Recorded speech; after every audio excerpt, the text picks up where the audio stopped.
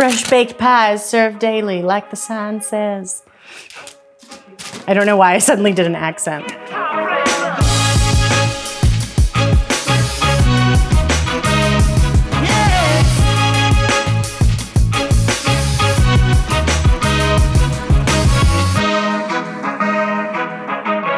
Welcome to this episode of Bake It Up a Notch. I've put on my croissant button sweater specifically for the occasion because today we are making yeasted puff pastry. I love the process of making puff pastry. I love it so much. It was actually one of our very first episodes of Bake It Up a Notch. But that was classic puff pastry. This is yeast-raised puff pastry, where a yeast-raised dough goes through the process of lamination, getting that butter block inside, and making tons of flaky layers that bake up crisp, but also with this beautiful honeycomb, light, fluffy texture on the inside. Yeasted puff pastry isn't necessarily a lot more difficult than classic puff pastry. In fact, the techniques, the process of the folding and the lock-in, all of that is very, very similar.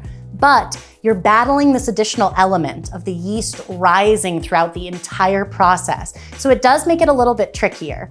I will recommend, if you haven't watched our first episode on puff pastry, that is a great primer, a great place to start. But if you're ready to dive into all things yeast-raised puff pastry, let's get baking. I'm so excited for this episode because after our first puff pastry episode, we got so many requests saying, what about croissants? What about croissants? There are so many things you can make with yeasted puff pastry. You can make croissants, chocolate croissants, ham and cheese croissants. You can make Danish Galore. You can make Kouign Amann. You can make Cruffins. You can make bread and rolls. There are so many possibilities, and of course, we're gonna talk about as many of them as we possibly can in this episode. There are also a lot of advantages to yeasted puff pastry. The shaped pastries can be frozen, which makes them really adaptable. This is a lot of work to go through, but it's a great thing that you can do ahead and have those great yeast-raised puff pastries whenever you want. As always, we'll go through the process, we'll go through all the equipment, we'll go through what mistakes could happen and how to fix them, and we're gonna go through tons of shaping and baking tips. But first, if this sounds like something you'd be interested in, or if you've loved past episodes of Bake It Up a Notch, do me a favor and please click like and subscribe so you can be made aware of new episodes when they become available. Let's get baking.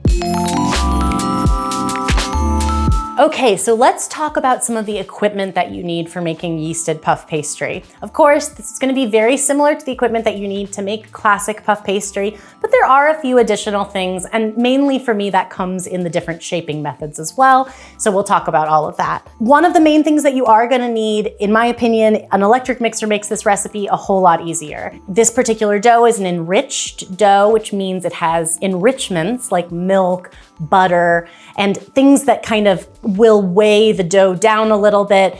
These items feed the yeast, but they also kind of slow its activity. By mixing the dough a little bit more, we use the dough hook to get a nice, smooth, even dough. And the dough hook is really going to be kneading the dough for us. It is possible to make this dough by hand, but it's a pretty intensive kneading process, which is why I like to recommend the electric mixer. I also have a paddle attachment because I mix my butter block in the mixer. Some people mix a butter block a different way. We're gonna talk about that when we get there, but I like to mix it almost like I'm making a cookie dough with the paddle attachment. After you get your dough and butter block mixed, it's all about the handling and kind of the shaping of the dough. So one of the first things you're gonna need is a rolling pin. In front of me, I have 3 different styles of pins. I have one French style pin. This is what I typically use for most things. It's just usually my preference. It's what feels good in my hands. I've talked before on Bake It Up a Notch how hand tools are really personal. So if it feels good to your hands, that's really what you should be using. Some people I know really prefer rolling pins with handles. Typically I don't, but I actually have been baking so much puff pastry in the last couple of days that my hands have started to feel sore from using my French pin repeatedly. So today I'm actually going to be using a pin with handles, and that's sort of new for me. I don't typically do that on Bake It Up a Notch, so I wanted to point it out and also say that that's another reason why hand tools are personal, because today it feels a lot easier on my hands. And also in addition, there are pins with handles that don't rotate, like this one. That's another good choice because it gives you something to grip on, but is still, kind of the middle ground between a pin with handles and a French style pin. So all of those are great. Use what feels best for you. I'm also gonna recommend some hand tools like my favorite, the bench scraper. It's really useful for helping keep our edges squared off, helping us get a nice lock in, all of these things that we're gonna be trying to get. Also for dividing the dough and, as always, cleaning our surface off.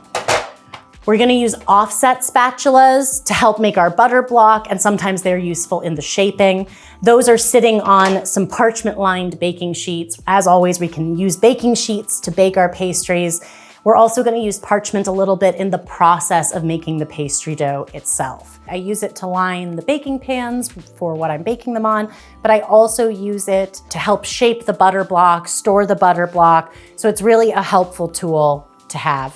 When it comes to shaping, there's actually a few other things here in front of me. I've got a loaf pan, I've got a muffin pan, and I have these pastry rings. These are sometimes also called English muffin rings or biscuit rings, things of that nature. All of these things are options for baking your yeasted puff pastry. So if you bake it in a muffin pan, sometimes it's called a cruffin. If you bake it in a loaf pan, obviously it's become a loaf of bread. And these pastry rings are typically used for Kouign Amann. They can be used when you're trying to get a little bit more of a perfect rounded shape. So any kind of mold, any kind of baking pan you have, this is one of the great ways you can get creative with yeasted puff pastry, is the shaping and make beautiful, exciting shapes. We've got pretty much all of the equipment we're gonna need in front of us. Let's get started on the ingredients and what we're gonna need to make the dough. I forgot one, which is the pastry wheel, which is very important. The pastry wheel is used for cutting the dough in a lot of different shapes. So I'm gonna use it when I cut croissants, whether I'm making kind of a stuffed croissant, like a chocolate croissant, or the classic crescent shape. I'm gonna use it to cut strips to make my cruffins. So it's just a great tool. Of course, you can also use a knife or a bench knife, but this is nice and makes easy work of it. So before we launch into how to make yeasted puff pastry, let's talk about exactly what it is. Because I've already done an episode of Bake It Up a Notch on puff pastry, one of my favorites. But that's a different kind of puff pastry. When you're making classic puff pastry, it is just a regular plain dough. When you're making this kind of puff pastry, when making croissants, Danish, Kouign Amann, we're talking about a yeasted dough as the base. How this works is you make your dough, you let it rise as you would a typical yeasted dough. Then you make your butter block. That's what I've got here, wrapped in some parchment. When you make the butter block, you actually lock that into your yeasted dough. You make sure it's fully encased in dough, then you start rolling it out and performing a series of folds. These folds start creating layers of dough, butter, dough, butter, dough, butter. And just like classic puff pastry, these layers mean beautiful rise, flakiness, crispness, wonderful things. But unlike classic puff pastry, which is very crisp, we also get this lightness of a yeast raised pastry, which is really just wonderful. And that's what we're getting, all those beautiful layers and that honeycomb effect that is really desirable. The way we achieve that is all those layers of dough and fat in the oven. It enters a hot oven and the moisture inside the butter turns into steam. And that steam sort of pushes the dough up, and this happens as the yeast dough is rising. They call that oven spring, the moments when the yeast first starts to rise. And then the structure of the dough becomes set. The outside is crispy and shattery, and the inside is fluffy and layered and just gorgeous. So we love puff pastry around these parts because it's also so incredibly versatile. So the yeasted puff pastry has the advantage of being really make-ahead friendly. There are some ways that you can freeze the assembled pastries, and that's good because this is a lot of work. I wanted to talk a little bit about the process and the layering and how that effect happens, because this is a project that you're about to tackle, but it's an incredibly worthwhile one because these pastries are at their absolute best when eaten fresh from the oven. I actually made here my chocolate variation of the puff pastry, and this chocolate variation has a little bit of cocoa powder in the dough. I also have a chocolate puff pastry in my first cookbook, The Fearless Baker, that uses chocolate in the butter block also. But in this case, I didn't put chocolate in the butter block. I just put it in the dough so that we could see all the layers of the lamination. It's a little bit easier to see in the chocolate dough than it is with a regular dough because it is a similar color to the butter. But with the chocolate dough, we can see all the layers of dough, butter. We made all these layers. I'm so excited to turn it into a delicious flaky pastry. But this is what your hard work gets you, is all of this beautiful layers, which rises so beautifully in the oven. And this is what we're gonna try to achieve now. So just like so many yeasted doughs, one of my favorite things about yeasted puff pastry is that you do not need very many things to make it happen. We've got the ingredients for the dough right in front of us. The first one we've got is bread flour. And some recipes for yeasted puff pastry are going to call for all-purpose, and it is possible to make croissants, Danish, all kinds of delicious pastries with all-purpose based yeasted puff. However, bread flour has a higher protein content and therefore more strength. So with all of these folds we're putting it through, it's just gonna give it a little bit more elasticity. I find it is an easier dough to work with and produces better results.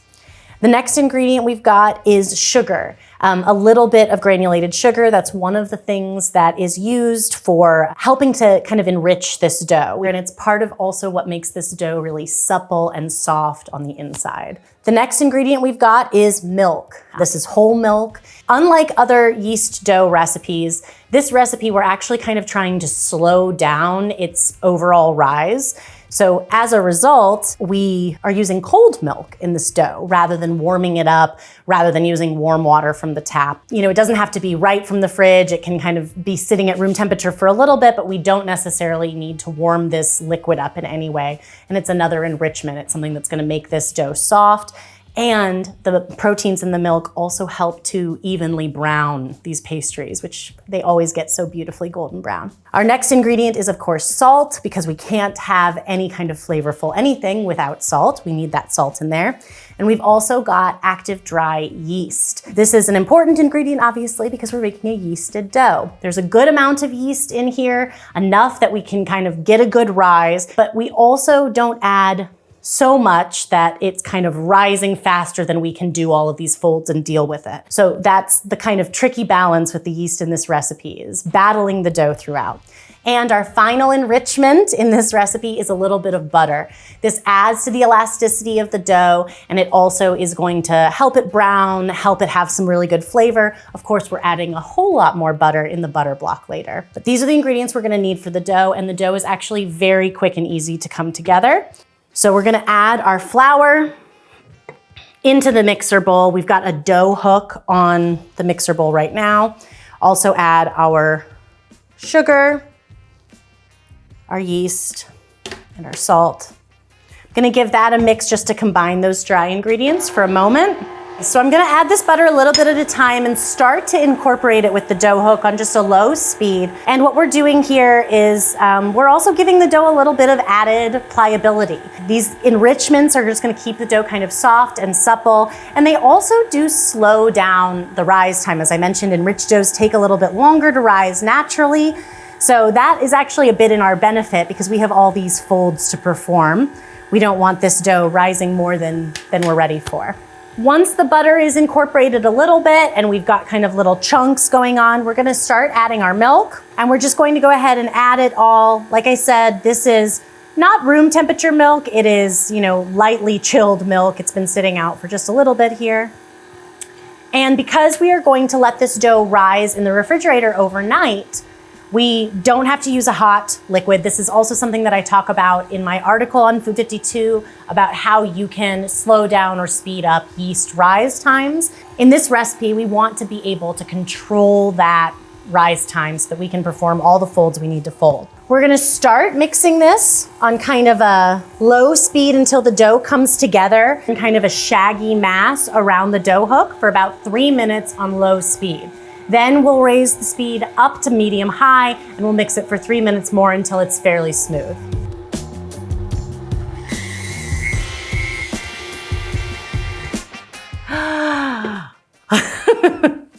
It's not that exciting. It will be later though. All right, so when the dough is all done, it looks pretty smooth like this. And it should be Well hydrated, but not overly sticky to the touch. In fact, later when we're rolling out this dough, sometimes I don't even need to use that much flour when rolling it out. It's like a really dreamy consistency to work with. So I'm just gonna form it into a bit of a ball. We're gonna put the dough into a greased bowl that's at least gonna let it double in size. It can be even a little bigger than that. We're gonna put this into the refrigerator and let it rise overnight. It's going to need at least 8 hours, up to 10 hours, and you really don't wanna push it too much longer than that if you don't have to, because again, that yeast is rising from the moment we start to hydrate this dough. But we're doing everything we can to slow it down. We're using cooler liquid, we're letting it rise in the refrigerator, and we're gonna keep returning it to the fridge throughout the process. Now, in the refrigerator, obviously the rise is very slowed down. In the morning, you're not gonna see like a humongous dough risen in your fridge. It's going to be just slightly puffier. So I'm gonna go ahead and cover this dough. And of course, I already have some that I've had resting overnight. We'll bring it out and show you. And then we're gonna focus on the butter block, what we're gonna lock inside this beautiful dough.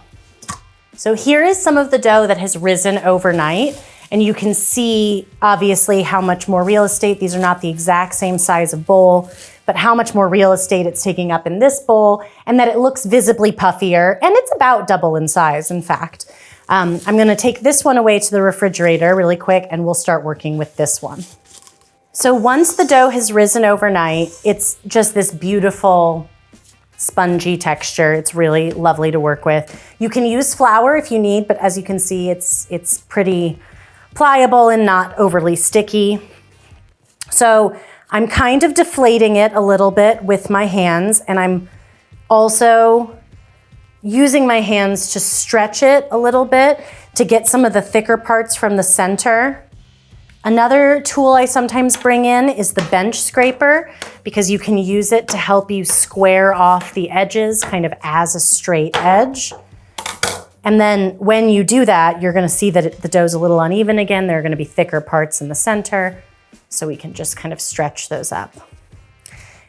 And we're basically going to roll the dough out to be twice the size of what our butter block is. So if you have already assembled your butter block, you can use that even as a guide. Otherwise, our butter block is going to be 6 inches by 9 inches. So what we want it to be is twice as long as our butter block, but only a little bit wider. So it's going to be 10 by 12 is what we're going for with this dough.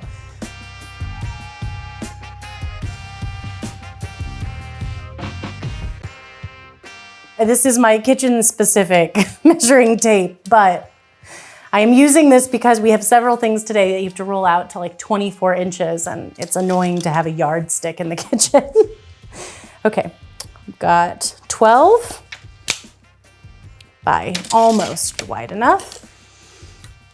One of the things sometimes I think that people think about when they're rolling out, when they're worried about getting it to the right size, is sometimes they get it to the right length, but then it's not the right width. And one of the things that you can remember is that you can just enlist that stretching to help you with that also. Like this only needed to be a little bit wider. So rather than rolling it out a bunch more, I can stretch it, because of course rolling it out is going to continue to elongate it, but my length is about right. So just remember, make the dough work for you. Okay. We are there. I'm just gonna transfer this. I can fold it to transfer it, make it a little bit easier. I'm gonna put this into the refrigerator while I make my butter block and get it ready for the lock-in. All right, so we're going to go ahead and make our butter block. It depends kind of on when you make it. Sometimes I make the butter block right after I make the dough and kind of reserve it for when I'm ready to assemble. So if you do that, like I am today, I didn't even wash out my dough bowl because it's fairly clean from the dough kind of scraping up all the bits. So I'm using just the same bowl, but with the paddle attachment. I'm adding 1 pound, a whole pound. Did I mention it's a pound of butter? So I've added 4 sticks, 1 pound of unsalted butter into our mixer. And again, not everybody uses a mixer to make their butter block. Some people actually lay the sticks of butter out and use a rolling pin to kind of smash them to get them to adhere to one another. I'm very particular about my butter block.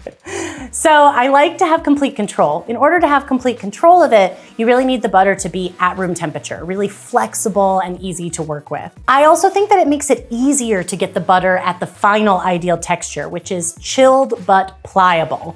We're gonna talk about this a lot in this episode, but basically what you're going for is you want the butter to be chilled enough to be firm, but not so firm that it isn't bendy and pliable. And that's how we're going to get the elasticity and the pliability in our dough to roll it out and make all of these folds over and over and over again. The other reason I like to mix my butter block in a mixer is because I add one other ingredient. I add some bread flour to it.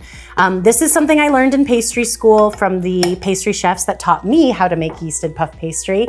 And I find that it gives it a little bit of increased, I'm using these words a lot, but a little bit of increased elasticity to just give it a little bit more stretch and stability. I also find that it's kind of this little bit of a protection of the butter melting out of the pastry, which is something that can happen with unexperienced yeasted puff pastry makers. So just gonna mix these until these two are combined, fully combined. It doesn't need to mix for a long time, just until you no longer see dry bits of flour. When I went to culinary school at the Culinary Institute of America, I went to pastry school, and there was a bakery on campus that all the pastry students worked in. And I really wanted to work on the yeasted puff pastry station, but it wasn't called yeasted puff pastry. It was called lamination station, which I love. I like to think about the lamination station. So once all the ingredients are combined, they'll be kind of fluffy, they'll be slightly lightened in color, and we're just gonna spread it into a rectangle that's 6 by 9 inches, 6 inches wide, 9 inches long. I'm doing this on a piece of parchment paper, and you can see I'm kind of doing it towards one end, and that's because I like to fold the parchment paper over and store the butter block that way. And I find this just incredibly relaxing. So I could be here for a minute making this butter block because I really like it. It's just like, this is my zen. What other people get from, like, I don't know, running or something. I don't feel that when I run, but I feel it when I spread butter into perfect rectangles. Okay, let's measure it. Getting close. Look at that. Beautiful. Okay, I'm done. I could really do this for way too long, and we've definitely accomplished it.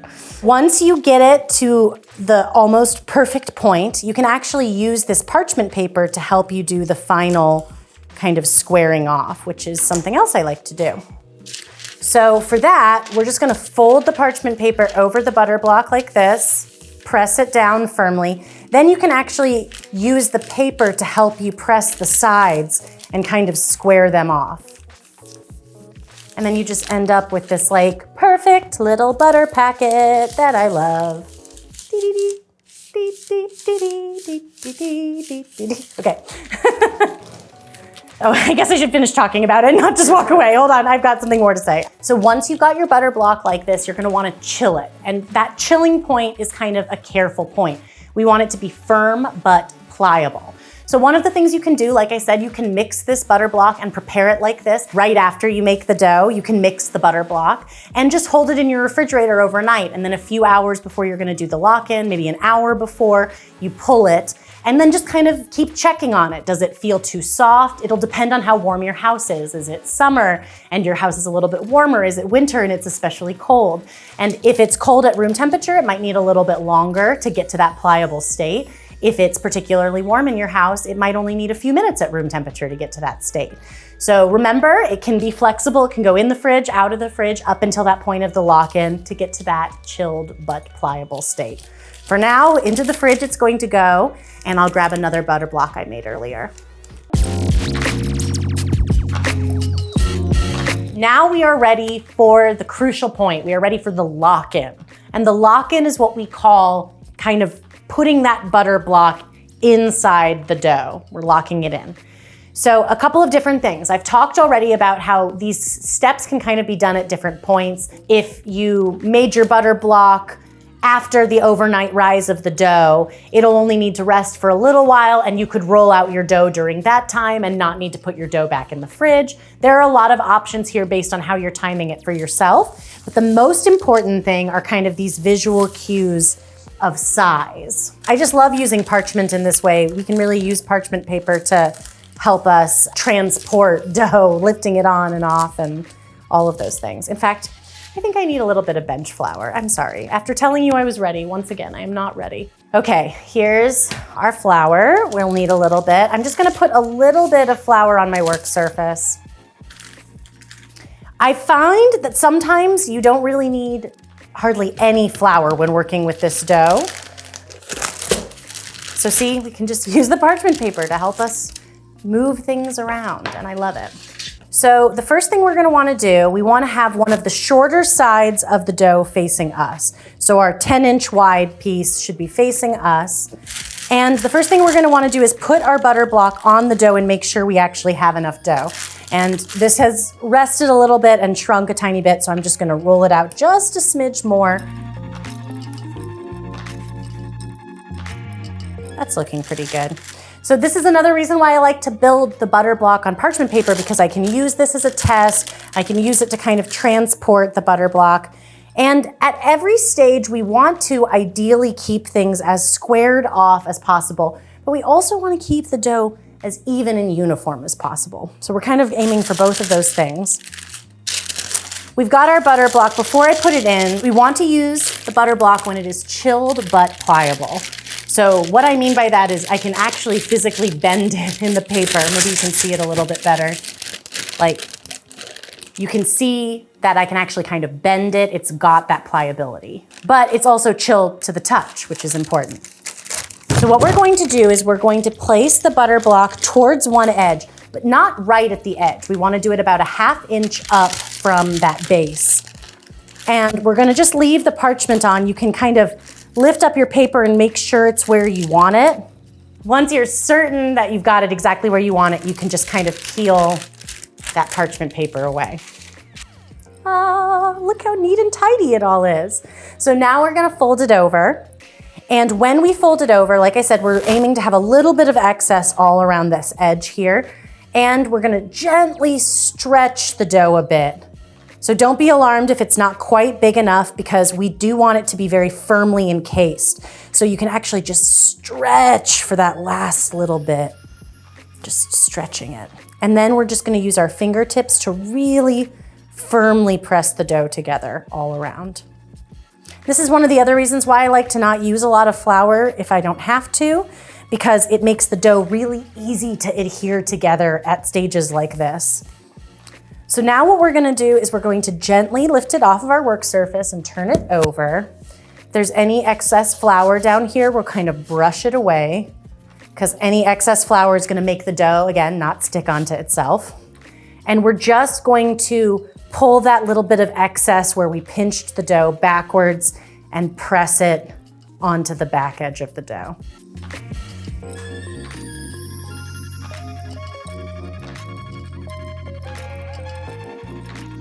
Just like that. And we get this like nice little book packet that we turn back over.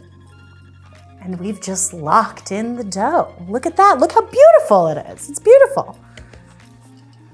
He's gonna have to get the heart eyes out again, because I'm just like, I love you, dough. I love you, I really do. We're gonna start rolling it out and do the first fold. I should point out though, that you do not have to. If you feel that at any point during this stage, the dough has gotten soft or sticky, or the butter felt a little bit soft by the time you locked it in, then you could refrigerate this for a little bit of time after the lock-in. I'm a pretty fast laminator these days, so I'm ready to go with the first fold right from the get-go. And the first fold, actually, let's break this down a minute. We gotta talk about these folds. We gotta break it down. We talked about this in our original puff pastry episode. There are 2 different kinds of folds we are utilizing. There are lots of different ways to make the folds in puff pastry, and different people have different techniques. Anytime you are rolling it out and folding it, you're creating layers. So all of those methods work. This is my particular method that I was taught in pastry school, and I just always find makes such beautiful layers. So our first type of fold is called a 4-fold. It sort of looks like a book with an off-center spine. And the second kind of fold is called a 3-fold. And that's sort of resemblant of folding a business letter to put into a standard envelope. They're both very simple and easy to do, but we alternate them. So the first one we're going to do is the 4-fold. And I formulated this recipe so that our main idea is that we're gonna roll it out to about the size of my baking sheet here.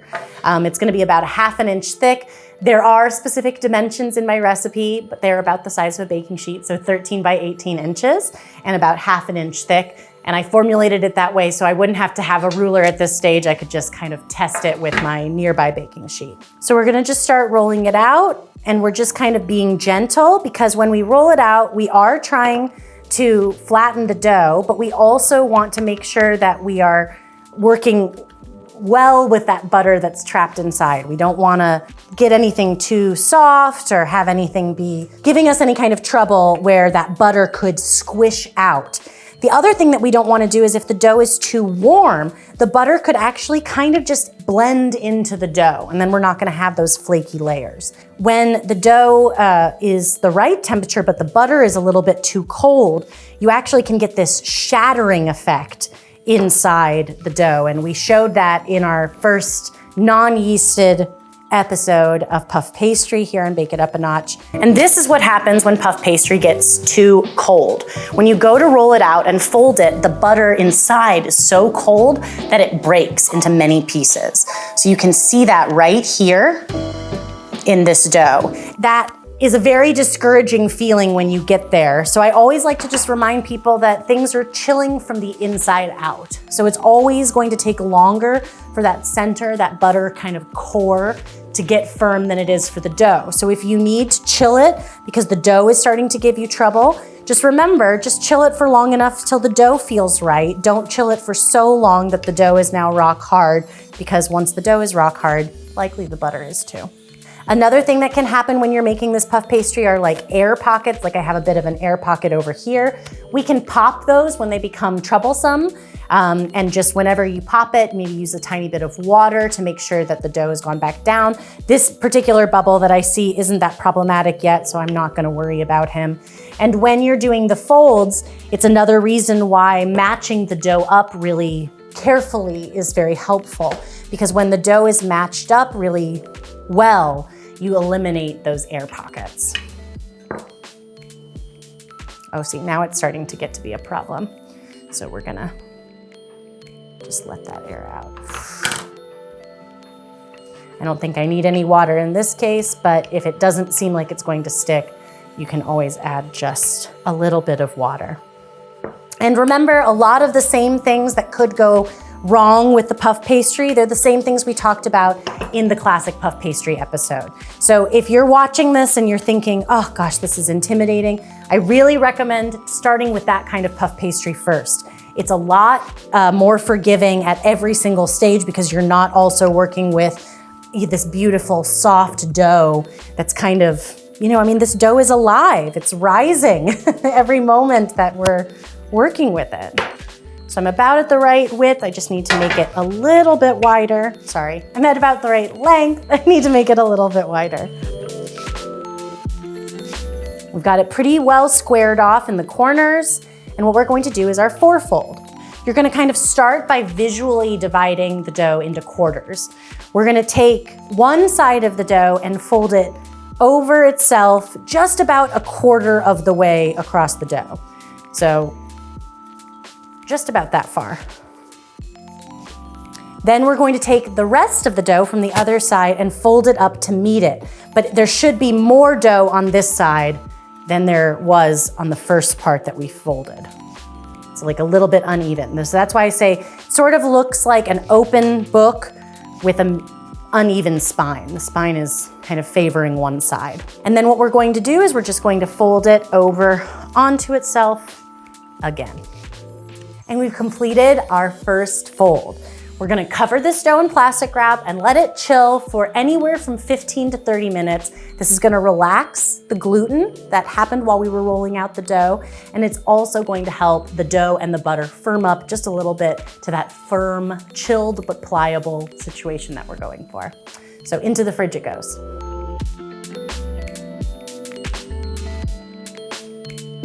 Our dough, after its first fold, chilled for a little bit of time. It is now still chilled, but it's definitely pliable. I've got a little bit of bend when I'm lifting it up. It's perfect.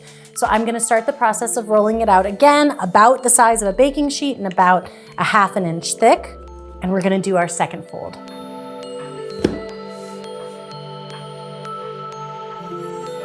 So when the dough gets about to where you want it, it'll be ready for its next fold. The second fold that we're gonna do is the 3-fold. This is sort of like folding it as if it was a standard kind of piece of paper that you were putting into a standard envelope. So we're gonna fold the bottom third of it up, about of the third of the way over the dough. And then we'll fold the top third over that same piece.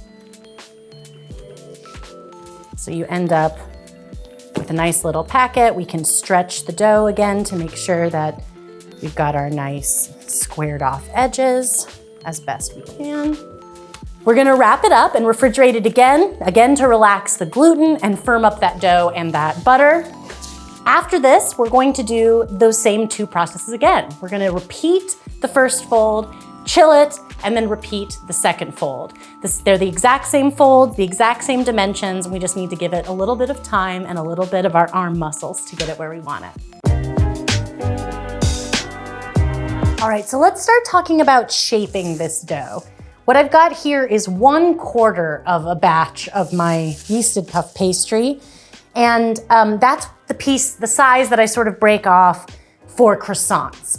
So when you're working with different kind of shapes, it can be helpful to work with a slightly smaller piece, and it's also better for the dough because the dough is kind of sensitive, as we know, so we don't want to start working with too large of a piece and the butter start melting while we're working with it. So you can kind of determine how you want to work with it by breaking off pieces like that. For some of my other recipes, you use a piece of the dough at a time, and in croissants, we use 1/4. So the first thing I'm gonna do is flatten the dough out a little bit. It has been rising while it's been wrapped up tightly in the refrigerator, so I just wanna make sure I flatten it out a little bit. Then I'll go ahead and flour my surface a smidge, and we're just gonna start to roll it out. We're trying to roll this into a rectangle that's 9 inches by 12 inches, and that's what we're going to use to make our first batch of croissants. When you roll out this dough, the dough itself is incredibly versatile. So, you could roll out the dough and leave it as a sheet and build kind of a yeasted puff pastry tart. You can really do lots of things with it, and a lot of the pastries that are made with this dough are simply just named for their shape or the ingredients inside. So we'll start with a croissant because for me it is one of the most classic, one of my favorites. And for me, I don't know, even though every other pastry I've made with yeasted puff, things like Danish, Kouign Amann, Cruffins, they're all delicious, but I feel the most sense of accomplishment when I make a really beautiful croissant.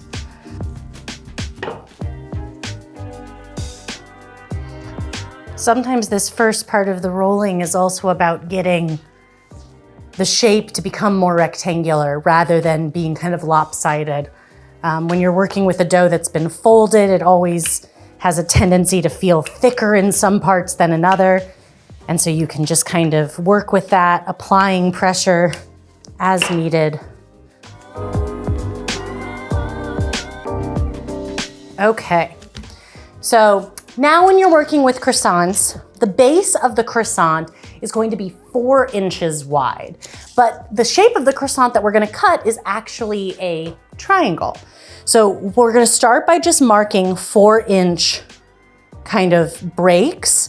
But remember, it's gonna come to kind of a point up here. So we're also going to have a little bit of extra dough over here and a little bit of extra dough on the other side.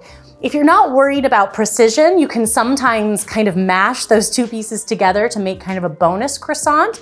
but I usually save them and make something that I sometimes call a monkey Danish, a monkey bread inspired Danish, that we love to make in pastry school at the Culinary Institute of America. So we're going to start this by measuring our 4-inch little tick marks. And it's 12 inches long. So we'll get 3 little tick marks down here to start. But we'll actually get 5 pieces because since we're cutting triangles, we'll also get the piece up towards the point. So I'm just gonna start down here. Again, you can use a straight edge if you want. And we're going to cut a triangle shape. We'll just reserve this little extra bit. Then we will cut, you can actually measure again up here to give yourself that little guide if you want.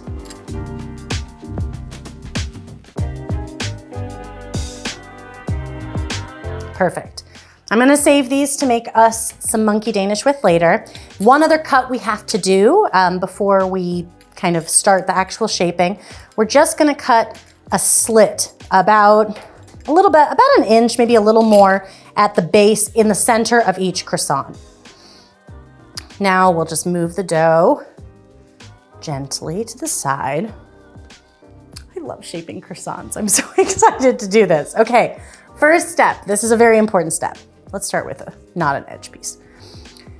First step is the stretch. So we want to gently elongate this dough by stretching it. And you just really, gentle is the name of the game because we don't want to squeeze too hard or pull too hard. It could tear the dough. We just want to gently stretch it. Then we're gonna lay it on our work surface in front of us. We're gonna take the 2 end pieces and the corners of these should kind of reach the outside edge of your triangle. And from that point, we just roll it all the way up, making sure it's sitting on the seam. You can kind of give it a little bit more of a crescent shape if you want with those edges. And that's how we shape a croissant. So let's shape a few more.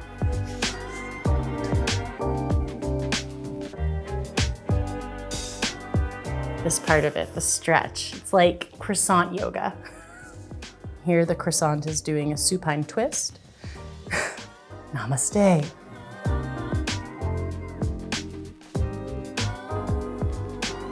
All right, so once your croissants are shaped, you can put them onto a baking sheet like this. It's actually one of the things I love about making yeasted puff.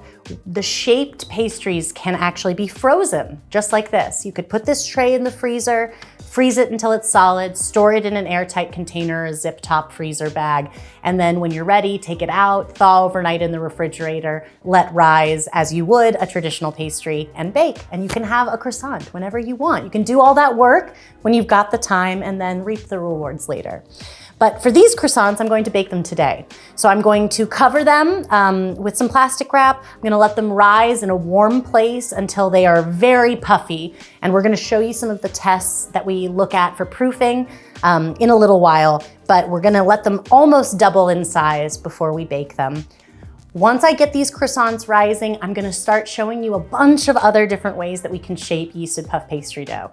We're gonna do chocolate croissants with my chocolate variation, so they're actually double chocolate croissants. We're gonna do ham and cheese croissants. And we're also gonna do some Danish and Kouign Amann. We've got a lot of different shapes and things we're gonna show how to do. So let's get baking. All right, up next, we're gonna show how to shape chocolate croissants. I'm actually making mine as kind of double chocolate croissants using my chocolate puff pastry dough. So I've got my dough rolled out to 8 inches wide by 20 inches long. We're gonna start by cutting it in half. And one thing I will say with this shape, in a real patisserie, they would cut all the edges and make it perfectly flat and uniform. And one of the reasons for that is it actually also helps the dough to rise really evenly. I just love utilization and I don't want to have any scrap pieces of dough, so I'm just gonna not do that, but you can. If you want a more perfect look, you would just trim a little bit of this edge off to get a little bit. And of course, you can save that scrap dough, and we're gonna talk about some things that you can do with that scrap dough later as well. So I'm gonna first cut the dough in half across the 8-inch way, and then we're going to cut it in each side. We're getting 8 pieces total, so we'll cut it in half again. and then cut each half once more. Okay, so now what we're going to do is with each piece of pastry, we're gonna place 2 of these little chocolate batons. These are something that they sell specifically for chocolate croissants, but if you don't have these, you can just cut some chocolate. You can kind of cut it into little strips from a bar of chocolate, or even just some chopped chocolate is okay in the center. And we're gonna roll it up. When it gets to this edge where the seam is, we're gonna press it over and kind of press down just a little bit gently so that it's sitting flat on that seam. And sometimes I also like to just then squish it in on itself a little bit more. And then we'll transfer them to a baking sheet when we're done shaping all of them.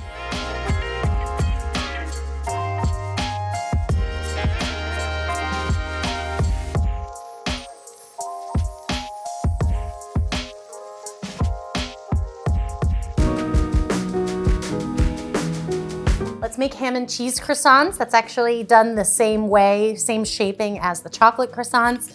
I've got my dough at 8 by 20, and I'm just going to cut it first in half horizontally, then in half vertically, and then cut those halves into quarters.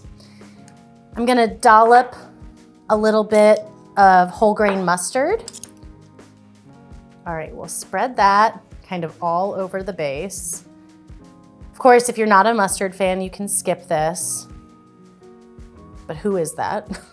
Just kidding. I know some people don't like mustard. I actually didn't like mustard when I was a kid. Now I love it. Then we'll put a little bit of ham in kind of towards the base of each piece. Then a little cheese, or a lot of cheese. It's really the amazing thing about this dough. It's so versatile. You can make so many different shapes. You can make sweet, you can make savory, and then we're just gonna roll it up.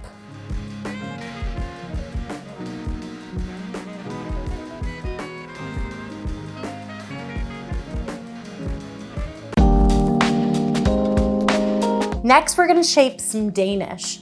Now, Danish are a filled pastry that has kind of different fillings or toppings, and it can be made in a variety of different shapes. Ironically, in Denmark, of course, they're not called Danish, but that's what we call them in the States and lots of other places around the world, kind of a filled yeasted puff pastry or a topped yeasted puff pastry.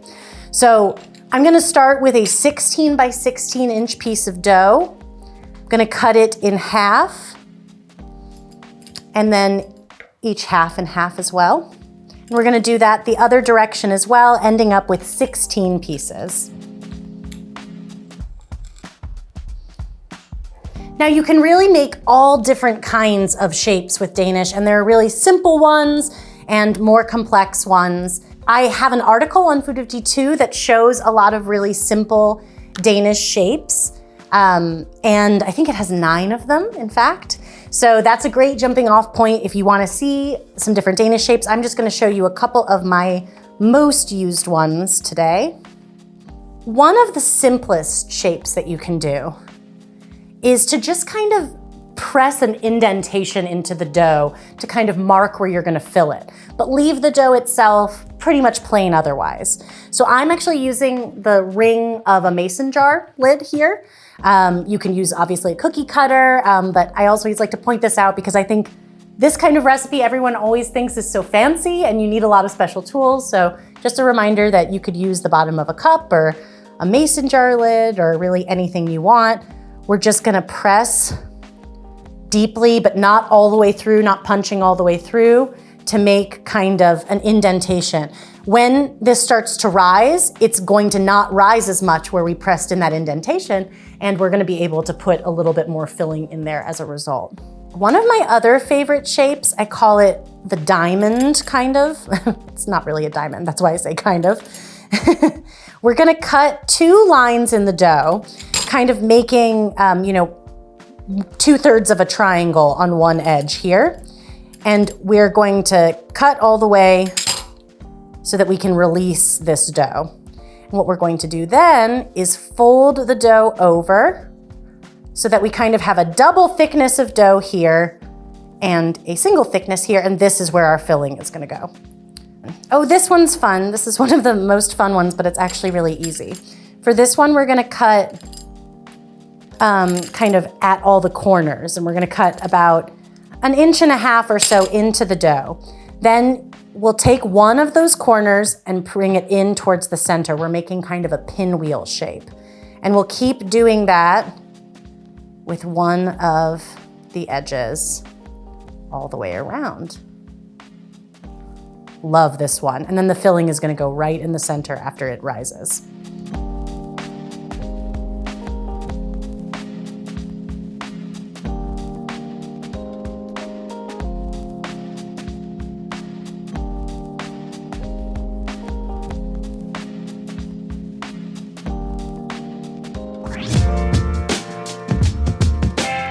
All right, next we're gonna make one of my absolute favorites. This is Kouign Amann, which is sort of a sugar crusted yeasted puff pastry.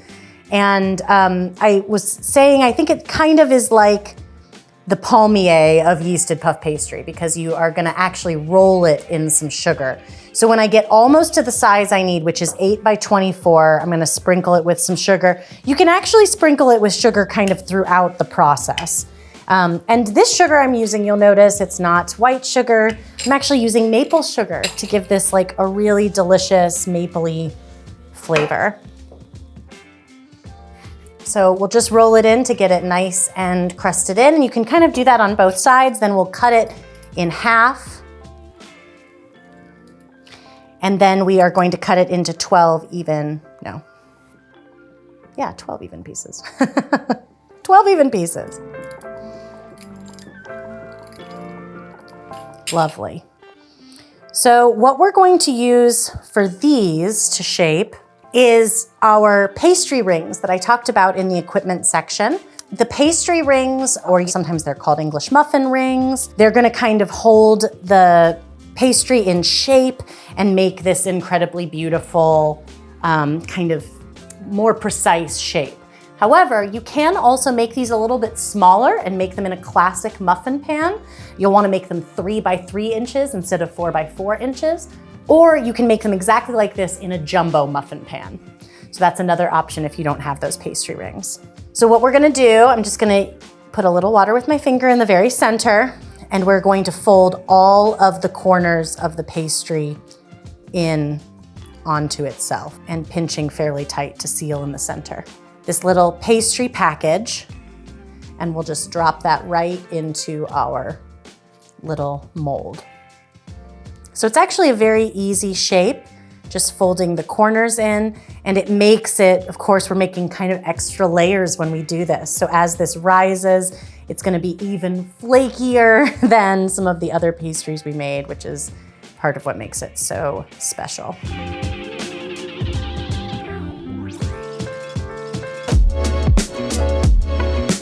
Next up, let's talk about Cruffins, which is basically taking your croissant, your yeasted puff pastry dough, and taking advantage of all those layers and making it into more of a muffin-shaped pastry, or a cruffin, as it were.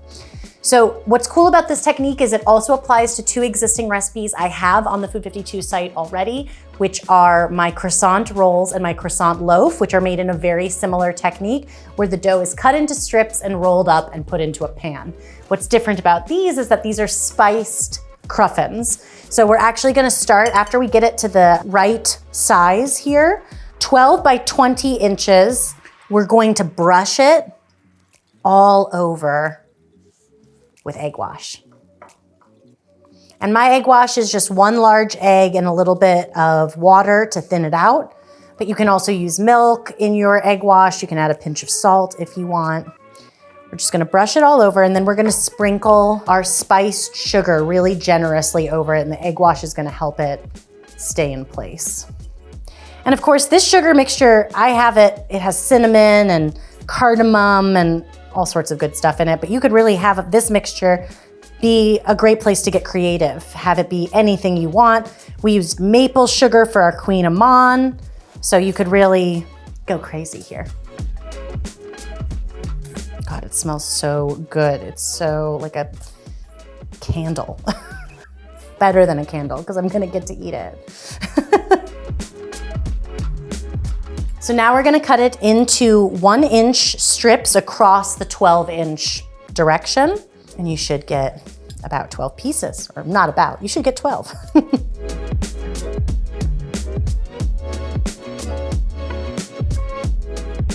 Then we're gonna roll up these little strips and put them right into a greased muffin pan.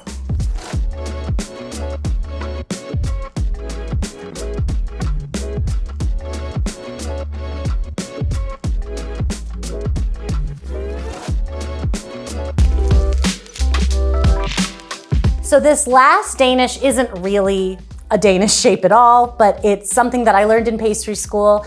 We used to take all the scrap pieces of yeasted puff pastry and chop them and use them to make kind of a monkey bread inspired Danish that we called monkey Danish.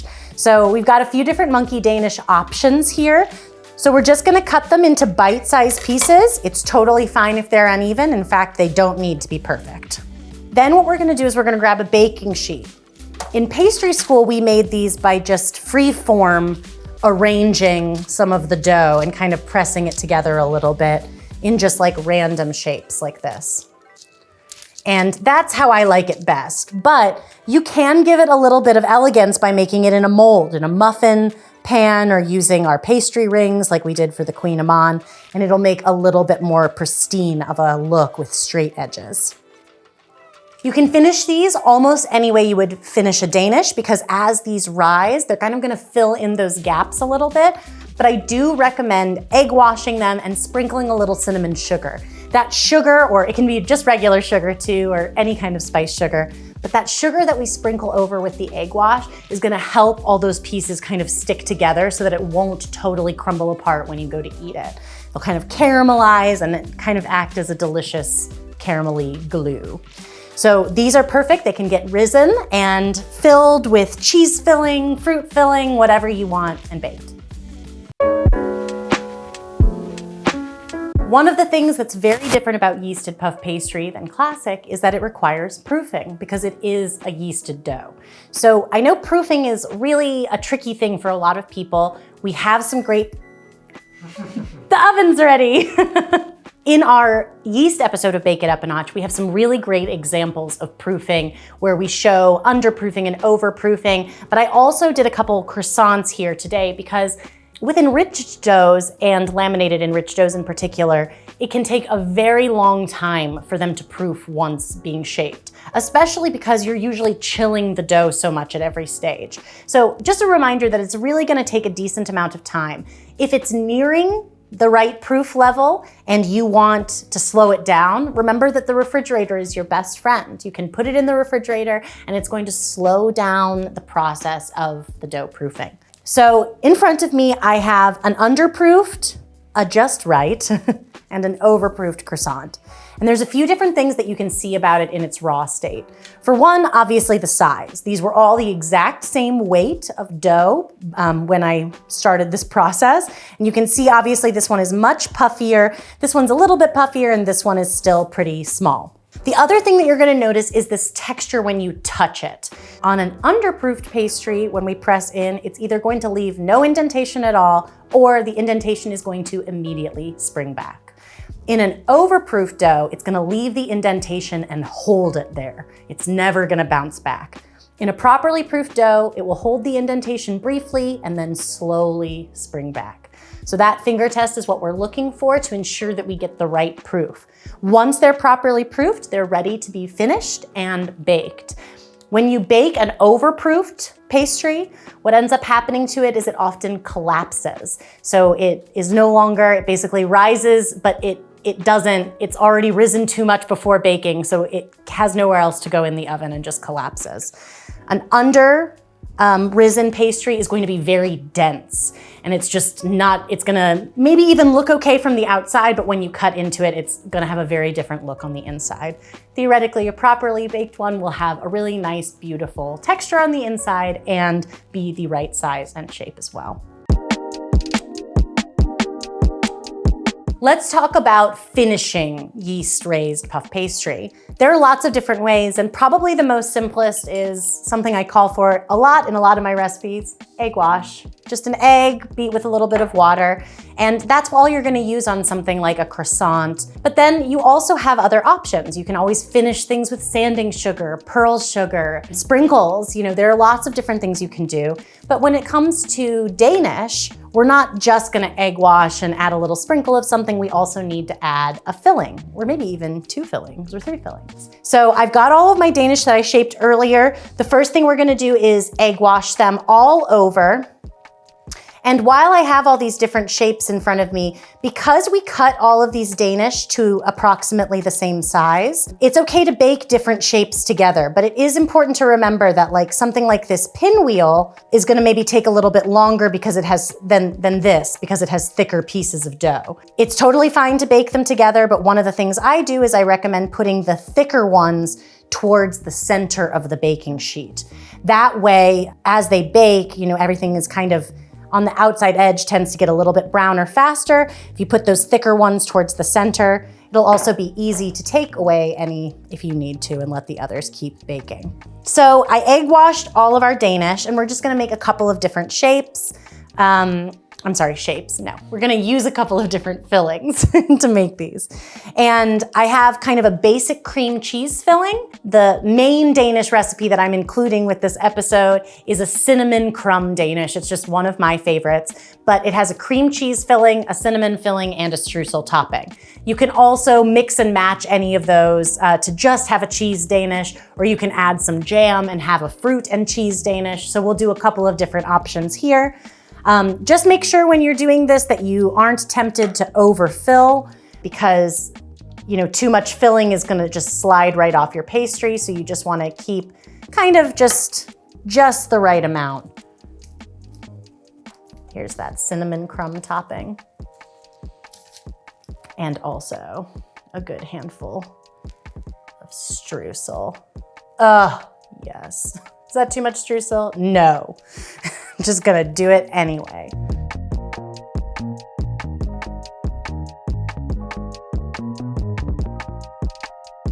When your Danish are all filled or topped and egg washed, or your croissants are egg washed, they are ready for the oven.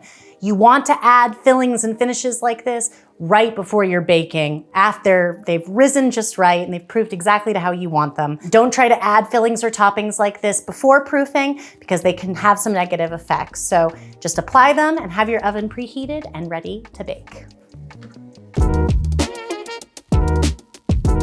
When you're making yeasted puff pastry, there are a few different mistakes that can happen, and a lot of them are really easily preventable.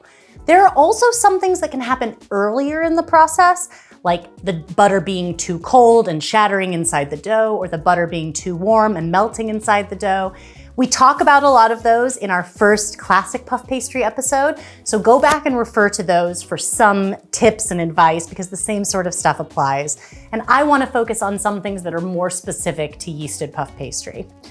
So the first one has to do with proofing. We talked a lot about proofing and kind of the visual cues to look for. I went ahead and baked those 3. I had the underproofed, the properly proofed, and the overproofed.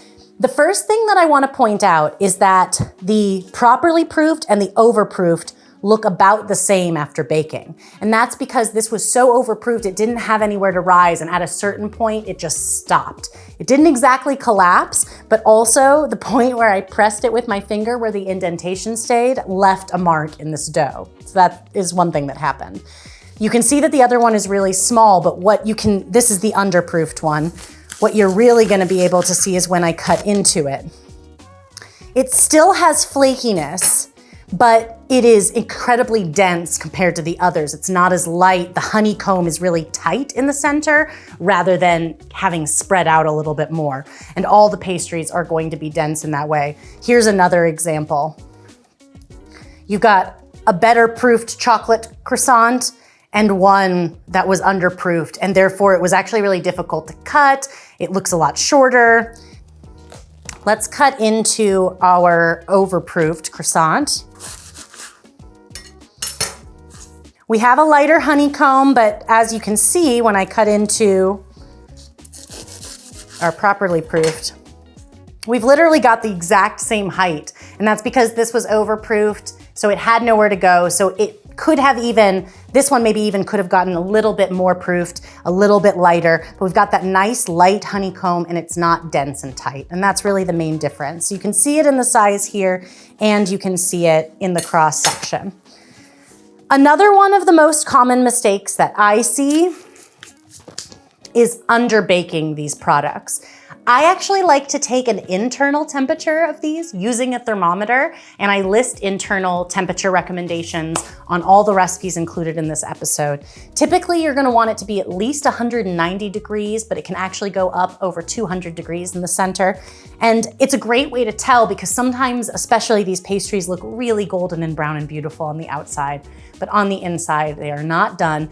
And when they're not done, one of the things that will happen is it will collapse after baking. So this is one of my croissant rolls that after baking, it was taller than this when it came out of the oven and it just kind of collapsed. I'm gonna cut into it and it's probably gonna look a bit, yeah, oh yeah. Let's cut into this one too, just because I wanna see, but yeah. We've got a perfect exact line of raw dough in the center of this. And that's because these were underbaked by only about 5 minutes. So that is the difference that it's gonna take for that last little bit of dough, and it's gonna give you that last little bit of lift, that last little bit of support, and finish that beautiful honeycomb shape. The other thing that can happen is unevenness of dough. And I talked about this a little bit when I was shaping. I was saying that I don't really care if the ends are perfectly square. That's a personal preference for me. I just don't care. But it is really important that the dough is even in thickness, because if it isn't even in thickness, it can affect the way that the pastry rises, the way it bakes, and even the doneness. Some parts might be underbaked when the rest of it is done. So I have a couple of examples in front of me. This is a good one because on this croissant, the top edge was much thicker than the rest of the pastry. And as a result, when we wrapped it over, the weight of it as it rose, it kind of popped out, even though we shaped it so that it would be under, it popped out and it ruined the shape of this pastry. Similarly, this was an uneven thickness and it unrolled itself, and it's a better example of an unrolled croissant because nobody wants a croissant that looks like this necessarily. And then here's a great example with a ham and cheese croissant. Still delicious, and even like from this side, it looks pretty good, like, ooh. But then you see on this side, it's actually become kind of unfurled, and that caused this particular croissant, I can feel it in the bottom, to bake unevenly, and the center of this croissant is a little underbaked. But it couldn't have stayed in the oven any longer. The rest of it was baked beautifully, but because of the shaping, it was off. I'm sorry, I talked this camera the whole time. Just got excited. But because of the shaping, this was off and it unrolled itself, and it also baked unevenly as a result. Yeah. So see, it should still be baked down here, but we've got unbaked dough all around the ham. So we've got unbaked dough down here, unbaked dough up here. So all of these mistakes are preventable. Watch the thickness of your dough when you're rolling it out. Be careful and conscious when you're proofing, and be sure to bake carefully. Bake all the way through, take that internal temperature, and you're gonna end up with your best yeasted puff pastry yet.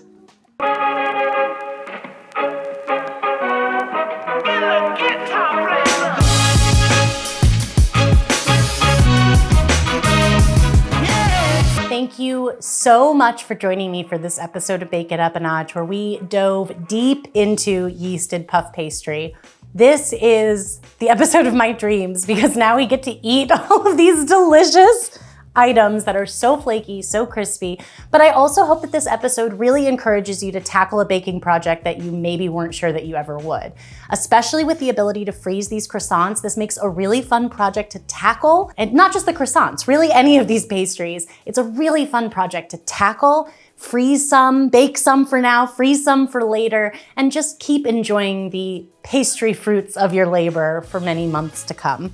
So thank you so much for joining me. I hope you learned a lot. We talked about all those mistakes. We talked about everything you're gonna need to know to make these for yourself. If you're making your own yeasted puff, be sure to share your bakes with us. Tag Food52, tag me on social media. We wanna see those bakes. Use hashtag BakeItUpANotch. And a reminder that all of these delicious recipes can be found on Food 52. They also are linked in the description of this video below. Be sure to click like and subscribe so that you are aware when new episodes become available every month, and we will see you next time. Happy baking!